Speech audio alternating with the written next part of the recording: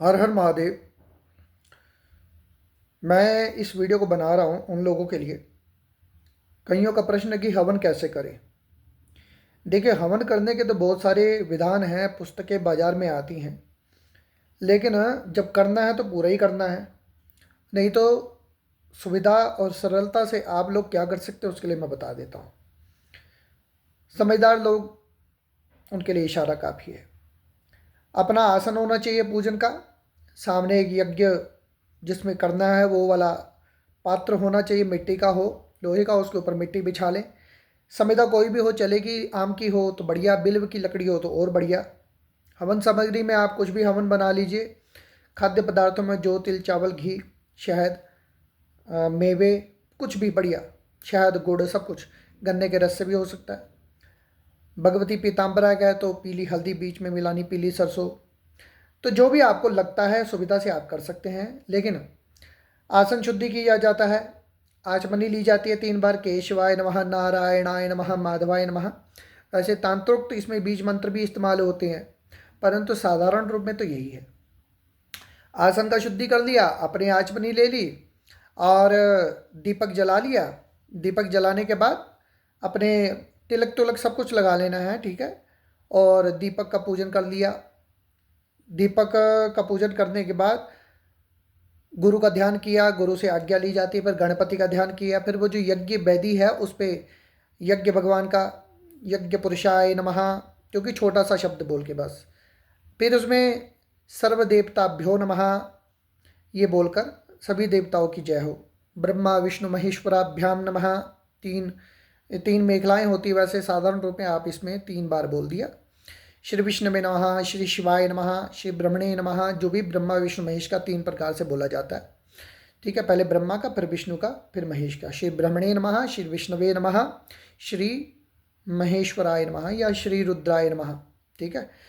तो 3 प्रकार से आपने भगवान का या श्री शिवाय नमः, शंकर का ही नाम बोलना है, ठीक है ना, तीसरे देवता में। अब उसके बाद आपने हाथ में संकल्प लेना है, मेरा ये नाम, मेरा ये गोत्र, मैं अमुक स्थान में जिस जगह पे आप बैठे हो, पंचांग निकलता है, पंचांग में दिया रहता है एस्ट्रोसेज नाम का, उसमें पंचांग, तिथि क्या चल रही है, वार क्या चल रहा है, महीना क्या चल रहा है, सारा कुछ उसमें दिया रहता है, कितने बजे से कितने बजे तक, वो समय बोल दिया। मैं भगवती या जिसका भी कर रहे हो, भैरव वाले भैरव का नाम ले लें, उनकी प्रसन्नता के लिए यज्ञ। बगलामुखी का है तो माँ बगलामुखी, आपकी प्रसन्नता के लिए जिस भी प्रकार से कर रहे हो, सहस्त्र नाम या 108 नाम से आपके हवन का संकल्प कर रही हूँ। आप मुझे अपनी कृपा बनाना, मुझे अपनी कृपा दृष्टि प्रदान करना। इस प्रकार से आपने संकल्प लिया, अग्नि चेतन करके अग्नि को पूजन कर लेना है। पूजन करके गंध, अक्षत, फूल चढ़ा के फिर अब बोलने को तो बहुत सारी उसमें आहुतियाँ बोली जाती है। ओम भू स्वाहा इदम अग्नि, ओम भुवः स्वाहा इदम वायवे नमः, ओम स्वः स्वाहा इदम सूर्याय नमः। इस प्रकार से आहुतियाँ दी जाती हैं। लेकिन अब आप लोग ज़्यादा कुछ ना करके फिर सीधे अग्नि देवता के नाम से एक आहुति देके श्री अग्नि देवताभ्यो नमः प्रतिष्ठा भी की जाती है, लेकिन बहुत बड़ा वो विधान हो जाएगा। सरल शब्दों में अग्नि का पूजन करने के बाद अग्नि देवताभ्यो नमः गंध पुष्प अक्षत समर्पयामि करने के बाद फिर आपने उसमें 108 नाम का सीधे हवन करना शुरू कर देना है। और विनियोग लिखा है तो पाठे होमे विनियोगः, लास्ट में जो बोलते हैं पूरा। अब हवन करते करते आप 1 माला करें, 2 माला करें, 3 माला करें, 10 माला करें, जितना आपकी यथा योग्य क्षमता है। करने के बाद अब पूर्णाहुति देने से पहले आपने भैरव जी का एक कोई डूने में चावल खिचड़ी बनाकर, अधपकी खिचड़ी बनाकर, काली दाल और सफ़ेद चावल की, उसमें फिर दही मिलाना, थोड़ा उसमें लाल सिंदूर मिला लेना, ये मांस बलि हो जाती है। तो सात्विक, फिर दिया लगाया, संकल्प लेना है कि भैरवनाथ जी आपकी प्रसन्नता के लिए मैं आपको ये बलि दे रही हूँ, मेरा नाम, मेरा गोत्र, सब परिवार की रक्षा हो, इस प्रकार से।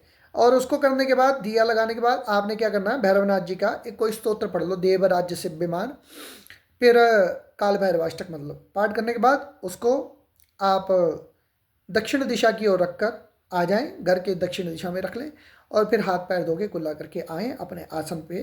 और पूर्ण हाथ में नारियल हो तो नारियल गिरी ठीक है, नहीं तो मुट्ठी भर के आप पूर्णाहुति का, कि जो मैं भगवती के 108 नाम है एक साथ बोल के फिर स्वाहा बोल के पूर्णाहुति का रूप दे दिया। क्योंकि ऐसे पूर्णमदः पूर्णमिदं पूर्णात् पूर्णमुदच्यते पूर्णस्य पूर्णमादाय पूर्णमेवावशिष्यते स्वाहा, ऐसा बोला जाता है, लेकिन आप लोग सीधे भावना की मैं पूर्ण कर रही हूँ। हवन को पूर्ण हो गया तो भगवती एक ही परिक्रमा करनी है भगवती की, यज्ञ की, ठीक है। और नहीं तो बैठे बैठे उसी आसन पे अपना हाथ घुमा लिया और समर्पित कर लेना, क्षमा प्रार्थना। आपने पहले वो तिलक लगा लेना जो उसमें तो सुरबा से चम्मच से जिससे भी किया उसमें तिलक निकाला, अपने आप को लगाया, गले पे लगाया, ठीक है, थोड़ा चक लिया, बस उसके बाद हाथ धो धो के क्षमा प्रार्थना, हे भगवती, क्षमा प्रार्थना हो सके तो भगवती का न मंत्रम नो यंत्रम, इस प्रकार से क्षमा प्रार्थना करने का भाव के साथ फिर हाथ में लेके समर्पित कर देना, ज़मीन पे जल लेकर छोड़ देना है, मत्थे पे लगा लेना, बस आपकी हवन जो है पूर्ण हुई। ये साधारण से बिल्कुल आसान सा सटीक सा आपको बता दिया, ठीक है। हर हर महादेव।